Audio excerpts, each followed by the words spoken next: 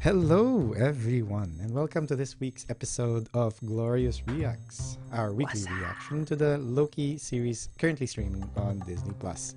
I am once again with the guys as we dive into the sacred timeline tripping hijinks of our favorite variant, Loki.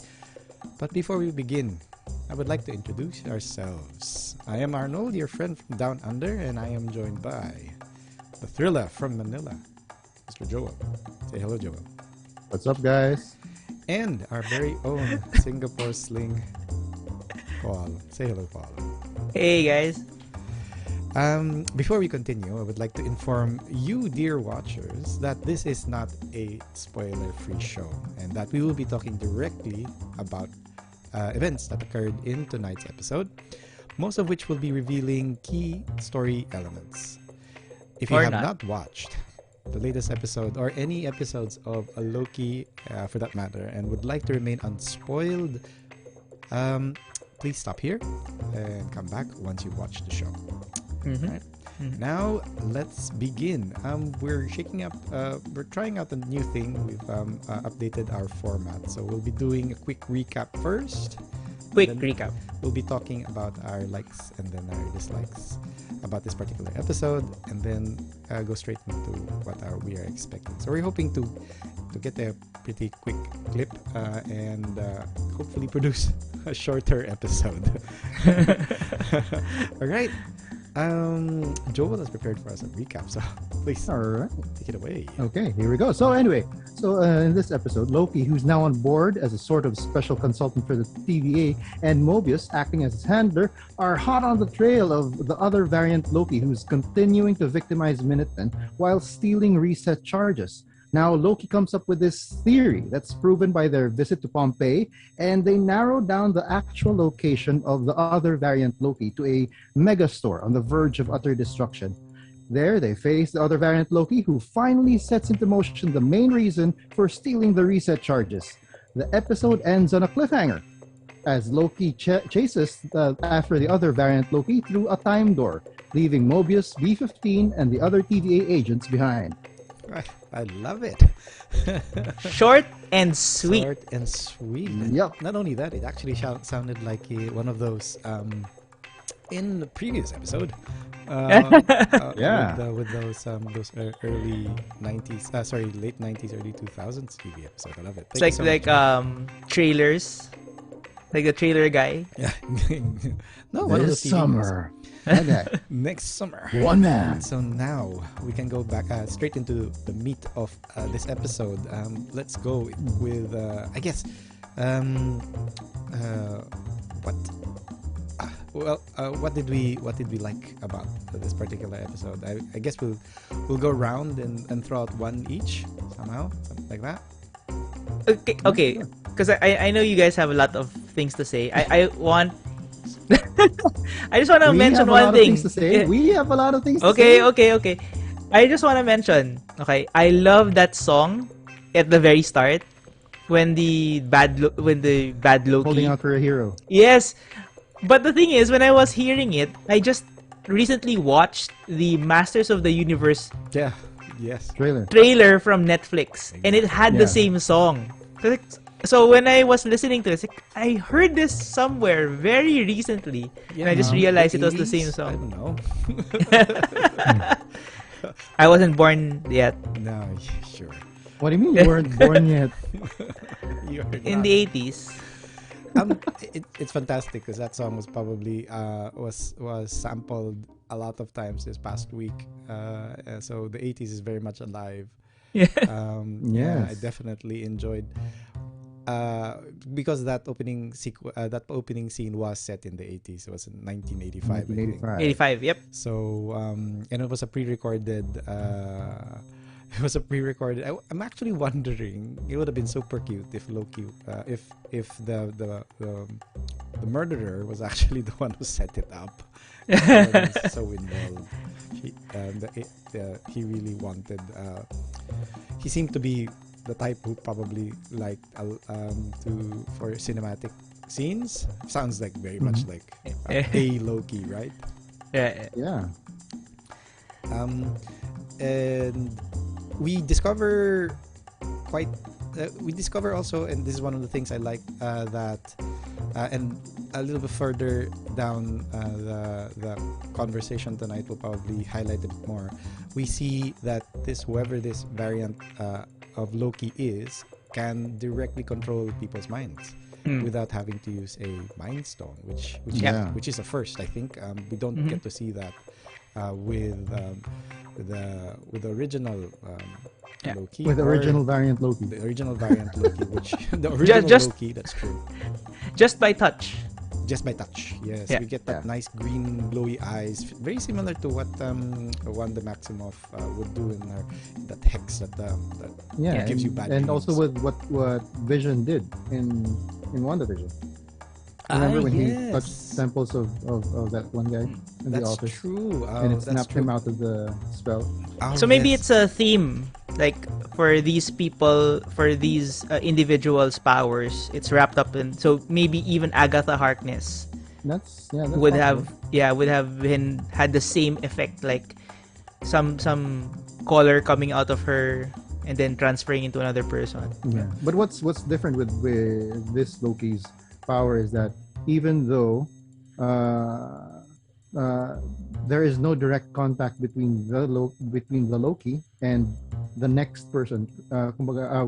What I mean is, so the Loki touches one of the victims and then controls the mind of that victim. If that victim touches another person, it can transfer. There's no need for direct contact from the original. Exactly. It kind of begs you the question: is there even an original, right?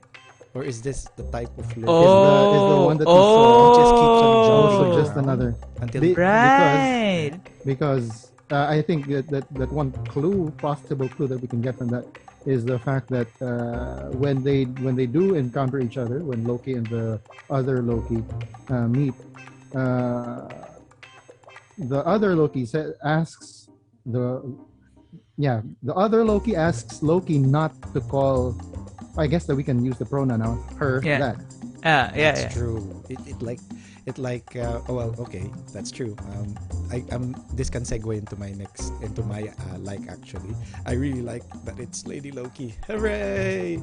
So it's been revealed that DiMartino's character is indeed the bad so far, the big bad of this the next of these 6 episodes of Loki, and she's kind of portraying MCU's version of Lady Loki from the comics. And Joe was right. The first thing she actually says is that, don't call me that. It's like she abhors the entire idea of who she was. And this is why I was suddenly thinking, is that even the original body? Or is this the type of Loki that can just jump hosts and stay with one particular one if that suits its particular needs, right? It's very timely. It's very timely. So basically you're saying that if for example they catch the original might even be just like a small bacteria. Yeah, it's possible. It's possible. It's possible. And then since a couple of days have passed, one day has passed since the episode dropped, I've actually been able to see some other breakdown videos, and I think I saw it from New Rockstars that if you actually go to the Spanish, what do you call this? Translation. They don't actually call Lady Loki.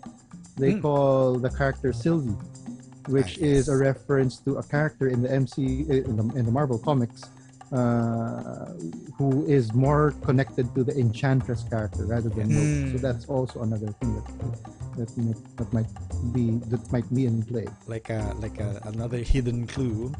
So interestingly enough, the Enchantress already has a entry, but since Joel has since mentioned that Agents of S.H.I.E.L.D. is no longer considered canon. The Enchantress already showed up in the Agents of S.H.I.E.L.D., if I'm not mistaken, first or second season, when they were actually still trying to do tie-ups trying very hard to make tie-ups with the MCU. That was the episode when Lady Sif. Sif, yep. Will be entirely different. Yeah. Paul, is there what would you note as particular like in this episode? Okay, wait, overall, okay, as a whole, I mentioned this to Joel earlier. The show, even though it was an hour, didn't feel like it was an hour. I actually felt like it was too short when after I watched it. When it finished, I felt it was too short because it felt like only 30 minutes had gone by, and it's so weird for a show that focuses on time. It's just so weird that and so fun at the same time for a show that focuses on time travel, that the actual time you spend with the show feels like it's shorter than it should be. It should be longer. It feels like it should be longer. But hopefully, I hope, I don't know if it's gonna happen, but I hope that if they're gonna spend for the last or the finale, I hope it's longer. Like it really is longer, like an hour and a half maybe. Oh, okay. Well, that would be. I hope, so but that would be get a because precedence. We a haven't had movie? an hour and a half long episode. okay, yeah, you're right. Maybe it's too much.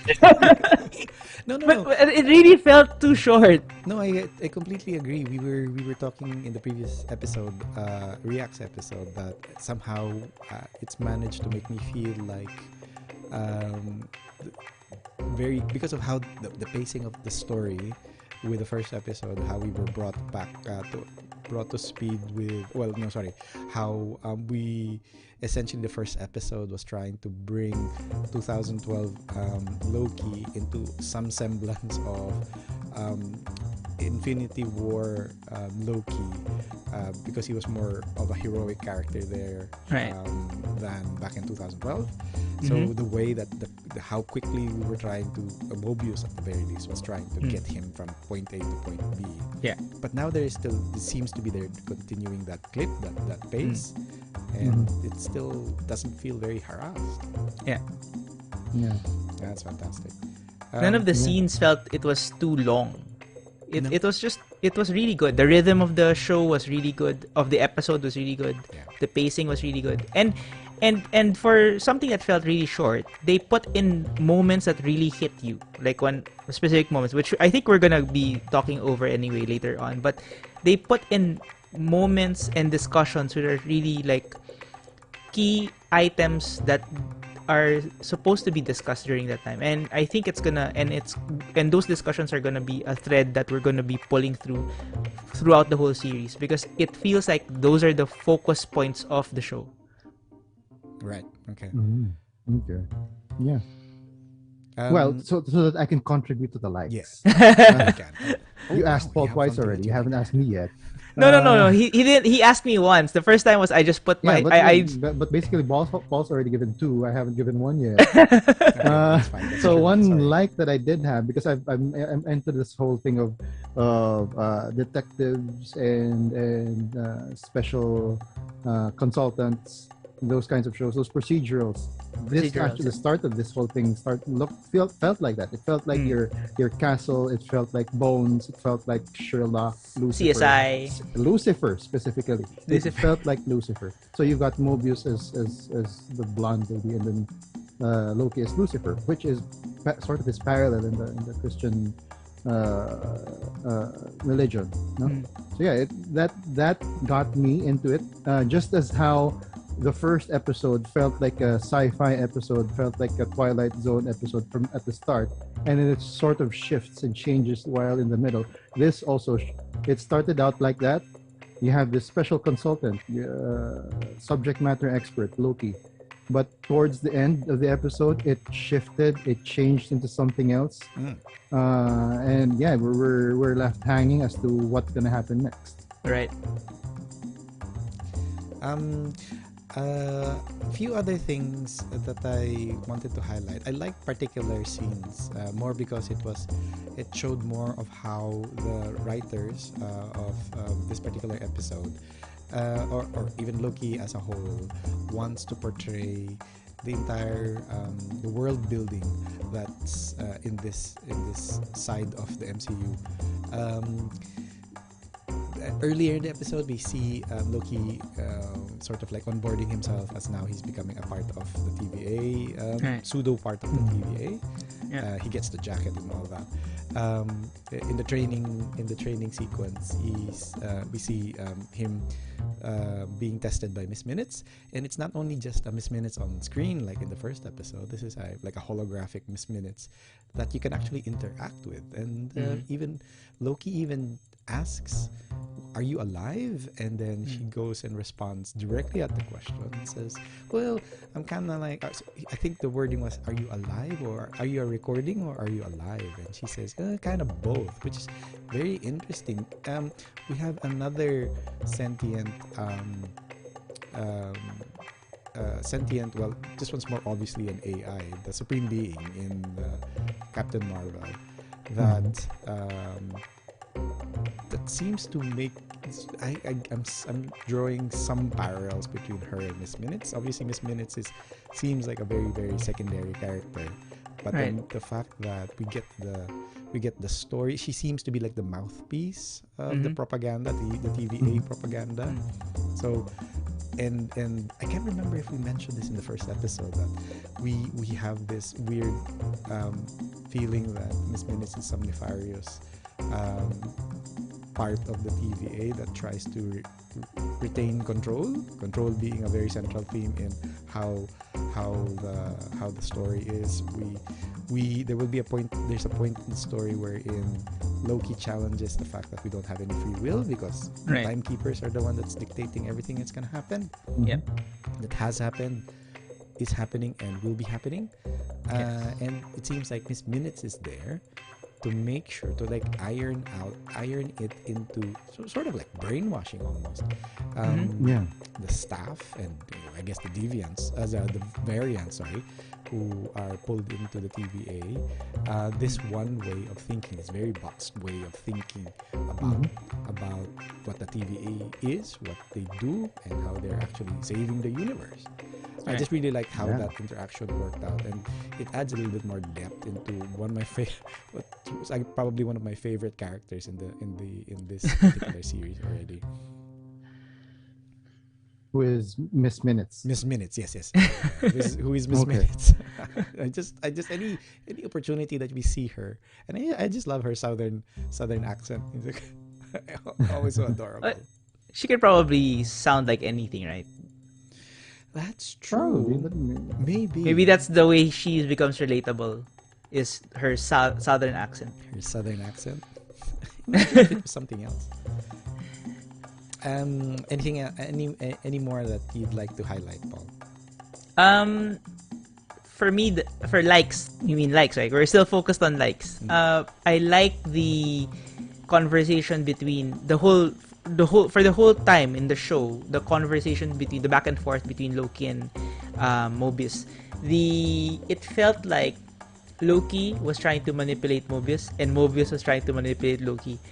And we were actually watching this boxing match, but the boxing match is more it's not like a physical boxing match, more of a who can manipulate who to do which one wants, right? So, and in the end, it felt like Loki actually was able to brush off on Mobius, and because in the first episode, maybe Mobius brushed off on Loki. That's why he started, okay, maybe I can help you guys and I'll get something in return later on. But the whole premise of him helping Mobius and the TVA is really to have an audience with the timekeepers. Right, yes. Right? And the whole purpose for him right now, during the whole event, was just to really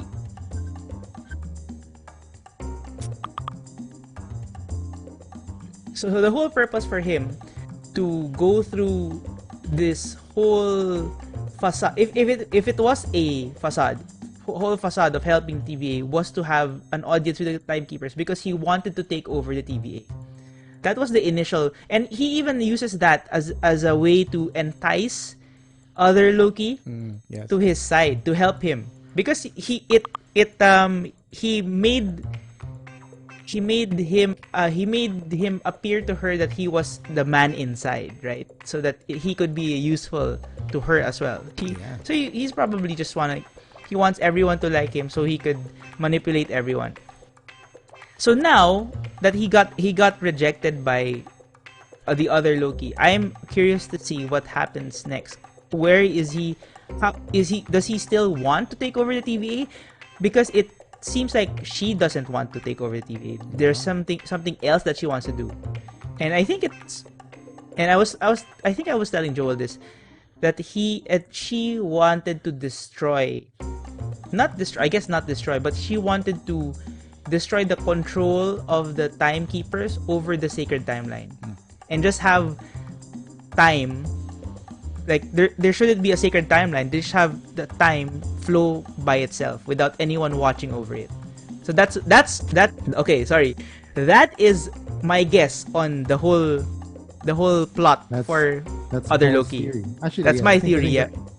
I think that a lot of us are thinking that way. That's my theory. That's the way that a lot of us are going through, and I think that Arnold thinks that way, because you really do have that. It's being planted. I mean, we are introduced to these concepts of control. That whole line of Loki in the first episode that we failed to mention in our first episode as well. That him doing what he did as Loki was actually just an illusion. It was a cruel, elaborate trick conjured by the weak to inspire fear and a desperate attempt at control. And in episode 1, actually Mobius pondered on that, and he even used it. As well. And this whole idea, and I think that's going to be a very important theme, where you have your timekeepers who are creating this illusion that they're simply maintaining the sacred time, when in fact it's their method of controlling whoever it is, whether it's the TVA, whether it's the rest of the MCU. That's I think that all of the people are going there, going to that route. And so essentially it's the same idea as it seemed like variant Loki's initial desire was just to control the TVA, and then, as Paul mentioned, he offered this to Lady Loki, and she just brushed it off, saying, "No, this is not about you. This is something beyond you," making it sound like Loki's. There were like lingering desires for Loki to become the God King that he had back in 2012. There were still lingering vestiges of that desire, and he just shifted it from being controlling Earth, Midgard, with controlling the TVA. And Lady Loki made it sound so petty and small-minded. Exactly. So I think that's one of the reasons why he followed Lady Loki through the time door. I think he wants to find out what could be more than him. Because his challenge is that shook his ego was challenged. He's still challenging his idea of who he is. He's built up everything because he wants it, because he's very self-serving, right? And now that he's being shown that, hey, there's a version of you that actually went beyond yourself and thought of somebody else to the point that you actually sacrificed your life. And here there's another version of yourself that thought that, hey, becoming the God King is so small-minded and petty, and there's more things to actually achieve. Let's go straight now to I'm sure there's a lot more stuff about the episode that we really enjoy, some minute stuff, but let's start talking about our dislikes, and I'd like Joel to take lead on this one. Bring us something I don't really have that many dislikes. It's a little petty.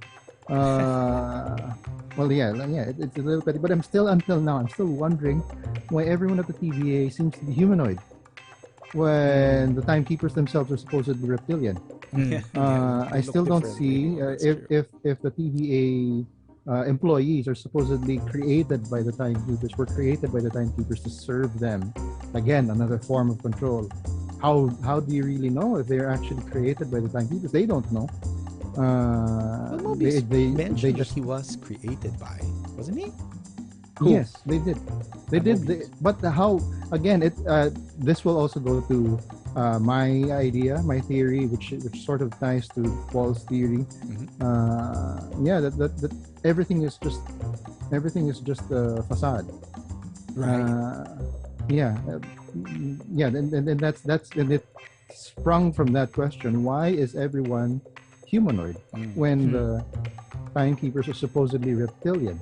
And Right. not only that, As and when Lady Loki bombs the sacred timeline, um, and if you notice the tickers, and I only managed to see I only also managed to see this by stopping the the feed because it comes by video. real fast. We have those stickers that show places and dates where the Oh, Minutemen were gonna travel to. Yeah. It actually keeps track of Nexus events, and you will see places that are not on Earth. Originally, you'd think it was just Earth. Even the Miss Minutes video on episode 1 highlighted It was just Earth the Earth, yeah. itself, right? And obviously, being the masters of time, the timekeepers don't just keep track of the time on Earth. That seems Right. to be rather very limited, considering time is something that's beyond just Earth. And we do see it. We do see places like I think I saw places like Sakar. That's the garbage planet in okay. Wait. I have this. What? It's in my no, notebook. You've He listed it has- out. he has Okay, notes. cool. Yeah. We've got no. All right. So I apart thought from it was only places on me. Earth, which was Tokyo, Beijing, New York, we also have Vormir, Asgard, Sakaar, There you go. Ego, That was funny. Titan, Poor guy. Hala, and Xandar. And Xandar. Yeah. Yep. Among many others. Among many others. I think Yeah. also Nowhere and Niflheim was there somehow. I vaguely Those remember. were the locations of where the reset charges were going. Yeah. Yes, I mean, yes. but there were a lot of other Yeah, places exactly, as well that came yeah. out in the tickers. I don't know how many reset charges and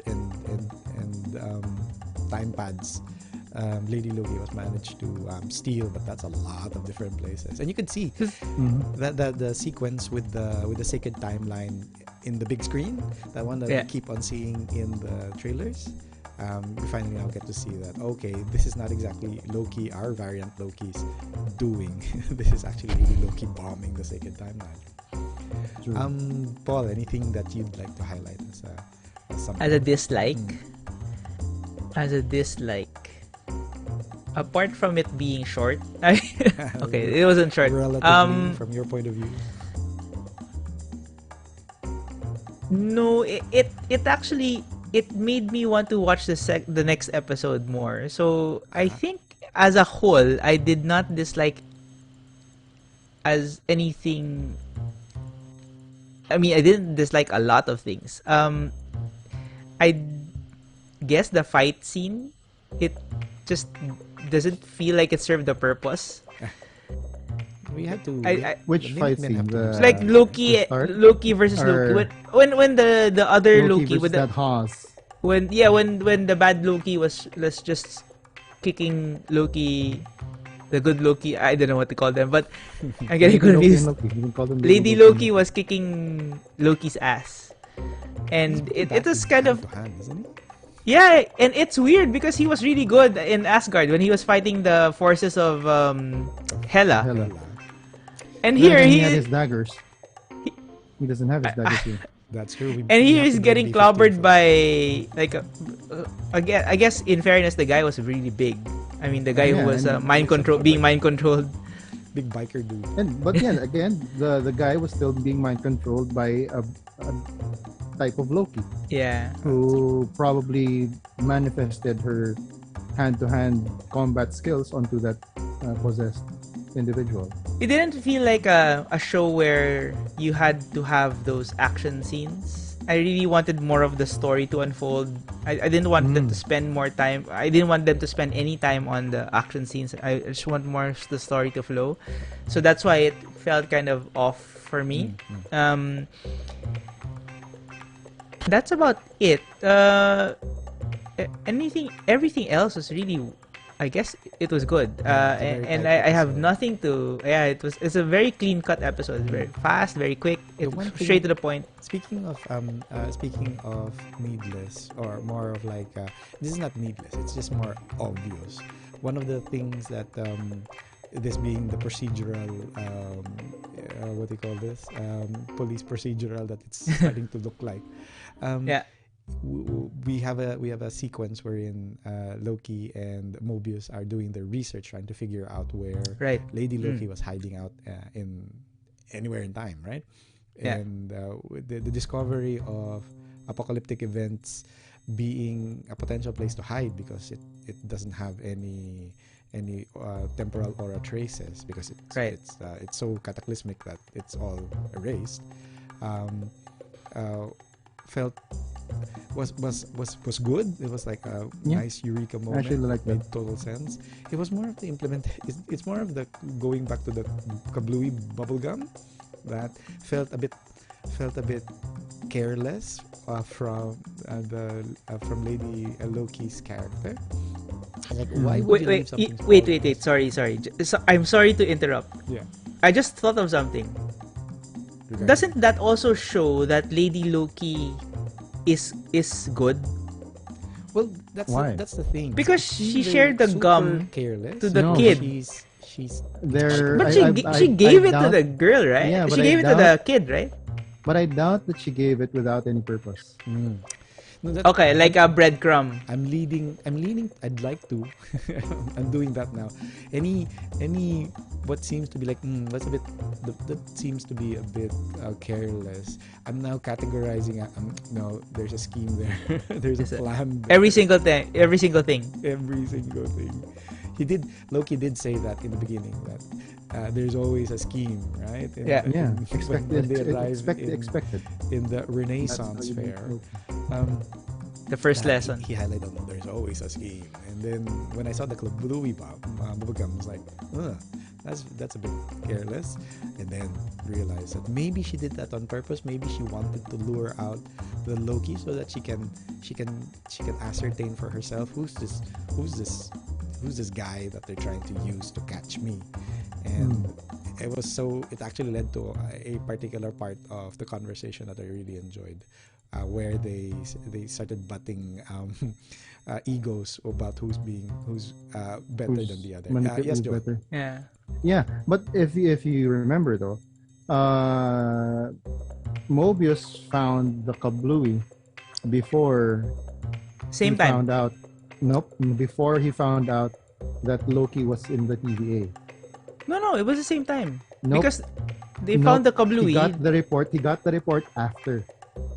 So the Lady Loki would not have known that Loki was already at TVA. Working. Yeah. That's fair. Yeah, that's what I'm saying. So the discovery of the bubblegum was similar in time when they captured Loki. It happened at the same time, right? Yes, it is. It's still a little bit off. Serves as a breadcrumb, maybe for Mobius rather than for Loki. Mobius. So yeah, that's why I don't think it's necessarily a breadcrumb to lure out Loki. Okay, gotcha.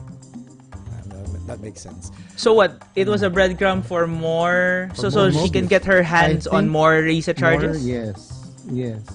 And I think that I'm hoping that they'll explain it later on. That she actually she didn't need it to bring them to Roxcart. To bring them to Roxcart 2050. Yes. But she didn't need it, right? What was the whole purpose? She could have done what she did without them at Roxcart. She's Loki. She wants to flaunt. Okay. That's my expectation. I mean, one of the things that we're clearly seeing is that she has a flair for the theatrical. If anything, that sequence with holding out for a hero, it had that announcement in the beginning that, ladies and gentlemen, The show is Yeah. about to begin, where we are gonna have our will our hero be able to save the princess? Blah blah blah blah blah. And then that's when they cut into that awesome song. So I have a feeling that once a Loki, always a Loki. So there's aspects of Loki that will show up, and we've seen that. I mean, the ego is one. They want to show that, hey, no, sorry, I'm better than you, and not just to each other. They want to flaunt it to the people that they're trying to attack, that the people that they're trying to affect. And I think this was primarily her wanting to flaunt to Mobius that, hey, yep, cool, you figured out where I'm hiding, but sorry, I'm 10 steps ahead of you. Very much like what Variant Loki was telling to Mobius, that, oh, I always have a plan. I'm always ahead of you. You can't figure me out. And here she shows Variant Loki that, yep, I'm 10 steps ahead of you. Yep. Well, I don't know. I think I would have to disagree. I feel like she didn't know that they discovered her, but when she did see, because she saw them at the entrance, that was so obvious. She went inside, and if Variant Loki, if Lady Loki was really staying there, she would have covered her bases, right? So I think she had with the recent attack, the one that we saw in the Renaissance. Renaissance fair. Pronunciation's right. she already had enough reset The Ren Fair. at the Ren Fair. She already had enough reset charges to do what she wanted to do, and she had to accelerate her plan because they arrived. And it just That's a was possibility. it was more of a bonus for her to meet with this other Loki to see what Yeah. he's about, right? But that whole thing, I think that at So it this was was just out of the goodness of her heart that she gave the kid a he kablooey. just probably just gave her a kablooey, and then maybe she wasn't good, but gave her the kablooey and then just Yeah. moved out. That's It sort just of doesn't track with me as a thing a Loki would do. because this Loki, I feel, Lady Loki, I feel like she is more practical. She doesn't want the theatrics because she wants to get straight to what she's the objective. But just what Arnold just told us, that's hella theatrical. The whole jousting fight scene thing. The fight scene. That's hella and theatrical. Oh, you mean the one in the Ren Fair, The one in right? the Ren Fair, So yeah. okay, so from my perspective, okay, that happened because the PA announcement, distraction. Okay, then she took control of the I guess The the boss commander. of the It unit, was the the commander of the unit, T21. and used her to take out the rest. Right? And So she gets it also it just kidnaps her. feels like it's the more practical approach. Like in a battle, right? You take out the commander, the other troops won't know what they're gonna do. So I don't know. It just feels like this Loki, Lady Loki versus Loki. Loki would be more theatrical, and this Lady Loki would be more practical. At least that's how it seems to me. Okay.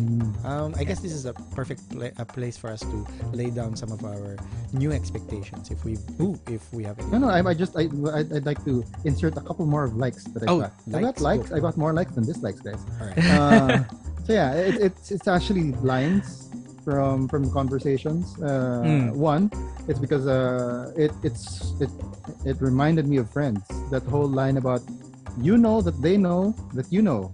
So that like really got me. You know, like because there's this whole thing in Friends about they don't know that we know that they know that we know that they know. Okay, yeah, I remember that one. Yeah, there's that whole that. So I that really got my memory jogged about Friends, and then the other quotable quote, and I think if I remember correctly, this is from Mobius. He said that no one bad is ever truly bad, and no one good is ever truly good. It's always Yep. gray. I think along with the whole illusion thing, desperate attempt at control, these things, these quotable quotes will come together to explain, what is going to happen. Yeah. And it seems to be applying to not just Loki but to other people as well. Mobius being one of them. We haven't touched yet on Renslayer. But there's a sequence here that we again see how she seems to be the only one who's have a direct connection to the timekeeper. So, and she's hiding it from, or preventing other people from being able to participate as well. Mobius in her office was asking or trying to check in on, hey, how are the timekeepers? And she seems to be very cagey about what they're doing at the moment. And that theme of gray area, not particularly. I mean, this is bureaucratic and everything's black and white, but in reality, things, and he's probably talking from experience with this one. Yeah, as that experience detective gains that it's not quite just black and white. Yeah. All right. Anything else for likes and dislikes? Oh, I didn't quite like that the Pompeii scene was. Oh, right. Yes. An experiment. This is our second, our second historic reference that we've seen in trailers, and we were hoping in the trailers for it to be they were like something a really little like, bit more, whoa, he's going to Pompeii, whoa, he's DB Cooper. Really But in the weird actual things, show, he's like, what? That's it? He was just testing out his theory. DB Cooper was a bet with Thor, Yes. and Pompeii is an experiment. It's an experiment. He goes like, run free, my horned friends. Well, at least You're all going to die. you're all going to die. He didn't care anymore because obviously everything's gonna be reset. Poor Pompeians. So anything that's changed when it comes to our expectations from episode 2? We are roughly a third of the way into Loki already. Okay, so since we saw Vormir as one of the target places for the reset charge, I have a feeling we're going to see Black Widow. As an effect of the timeline, The reset bombing? charge, yeah. Because there's a lot. But Because no, she but sent if she you- sent reset charges. The over. reset charge that she set was Vormir sometime in the 2050s, not 2023. And remember the polarity of the reset charge was different. Remember it was orange, then it became purple. Yeah, that's the standard. That's how it goes. Yeah, that's how That's it how is. the Really? reset charges Yeah, go. even in Okay, the first one. then maybe I forgot that one. I thought she reversed the polarity of the reset charge for some reason. No. Even in the Gobi Desert sequence, that was it. It was orange and then turns into Even in the Ren Fair. Oh, okay. And it really went goes up. from orange. It goes from orange and then something drops from the top. It's been explained somewhere that there's a receptacle on top that releases another chemical or something, and then it turns purple. Something about matter and antimatter and stuff like So that. so the daisy chaining was more for. So we watched the same breakdown. So the daisy chaining was more for creating small time doors to send the reset charges to their destinations. Yes. Okay. All right. She wanted it to Which happen all I at the same think- time so that the TVA will be overwhelmed. Yes, they'll be overwhelmed. One of the breakdowns said that That's one of so the that reasons. no one will be left in the TV. That's one of the possible theories. Yeah. That no one will be in TVA. She can just walk right into it. For me it's more like she's challenging the authority of the timekeepers. Whether or not they're gonna come out from hiding. Because she's even like, "Try fixing this." even Renslayer has to pick up her, what do they call it? Her The baton. boss stick. Yeah, the baton. her right and stick. then she has to contribute. So The basically cattle prod. timekeepers, yeah, Cattle bar. are defenseless, quote unquote. I don't think the timekeepers are defenses, but she's probably okay. So it's one of No, two things, what I'm right? saying is that they're not defenses, but there are no agents there in TVA. Okay, all right. That's what I'm saying. Right. Everybody's- So basically, it's one of two things. She's doing it as a distraction so that she can infiltrate TVA and get rid of the Get to the timekeepers. timekeepers and do something with it, I guess. Right. Cool. Or she just wants to make multiple different timelines. Yeah. Because that one sounds a lot like how Loki's belief system is. You know how he Like says that. chaos. Yeah, everything's Although arranged and prearranged. There's no chaos. It- How boring. it's actually the because okay for everyone, right? It's the perfect thing is the perfection is balance between chaos and order. Yes. But if the mission of the timekeepers is the one that goes pushes through, that means everything is order, no chaos, Yep. which is not balanced, Oh, that's what right? you're saying. Pure order is not Yin yang. balance. Pure order is Order and chaos. order. But pure order is also maybe Unnatural.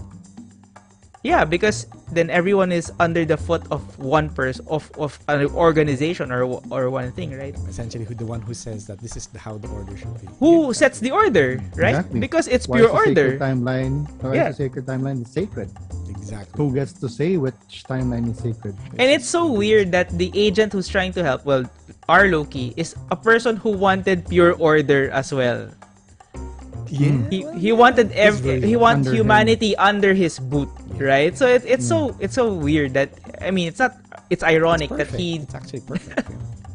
It's perfect. So He maybe wants that's what chaos. makes him a perfect agent for TVA, because they have the same goals. It's the irony of what the TVA stands for as well. This is bureaucratic, but it's bureaucratic and monolithic and all about and it's square, but in reality, it's hiding. It's trying to clean up, maintain this order because it's Yeah. so scared about what could happen when those branches hits those red lines. Right. Joel, anything from you? Expectations. Well, my expectation is that it's sort of still the same as before. That the timekeepers aren't benevolent. They've been shown as being benevolent, but I've started getting these vibes ever since the first episode that we might have an Oz kind of thing Right. happening. That Renslayer is their gatekeeper, and if you've read the comics or if you've gone through all of these breakdowns, you do know that Renslayer has an affinity for a certain time conqueror. Yeah. Yeah, and I think that's going to come into play, especially, there might even be a chance that time conqueror is the actual timekeeper. Yep. Yeah. Yeah, and in the comics, because the timekeepers were created at the end of time to make sure that timeline happens. So my expectation is that all of this whole thing about them creating order, creating all of that, it's just a narrative. Right. They're not necessarily trying to create order. They're just trying to make sure that they happen. That they Right.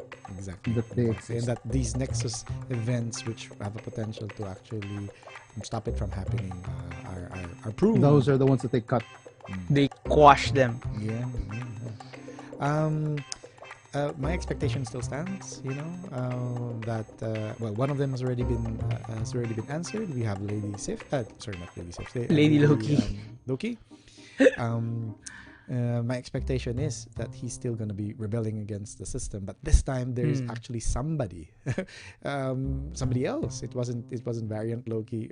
Quite possibly he'll be coming in for the ride, learning a thing or two, realizing that there are things beyond him that he should be considering, and maybe that will be what brings out the heroic in him to actually realize that, hey, so this will be the challenge though. What will actually make him choose one side or the other? And at this stage, I'm not sure. I think he's still very conflicted. He's still very uncertain about about if he wants to get rid of that old dream of him being the God Emperor. We're still waiting for the time that he shows up as President Loki. I don't know if that's a variant or that's really him. A different variant, sorry, or that's really him. But he's definitely going down the heroic path. And I'm very curious to find out what will make him choose. What will make him choose? I think it's in the episodes, right? During the episodes, he'll be jumping from place to place, and he'll probably be meeting people that he's met before.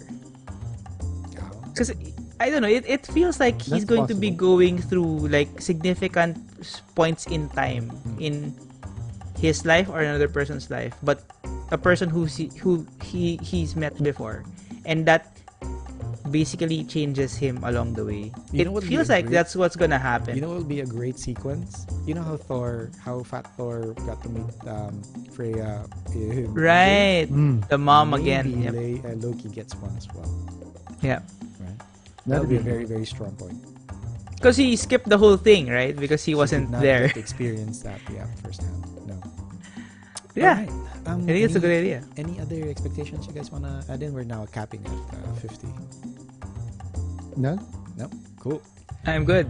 I guess. Can't wait to watch the next Of next course, episode. Of course, not enough time, and there's what 6 more days before it happens. Okay. Why So- can't they do a Netflix and just dump everything? No. I like the setup. I really enjoy Yeah. it. Gives us time to react. All right. So I guess we'll end it here. I mean, thank you guys. That wraps up tonight's reaction to the latest episode of Loki. Thank you again, Yeah. to Paul and to Joel, for joining me to share our thoughts, impressions, No and problem. theories. Our We'll be pleasure. back again next week after the next episode airs, as we continue to pursue our glorious purpose. Thank you, dear watchers, for entrusting us with your time and attention. Till next time. Bye. Bye. Good night.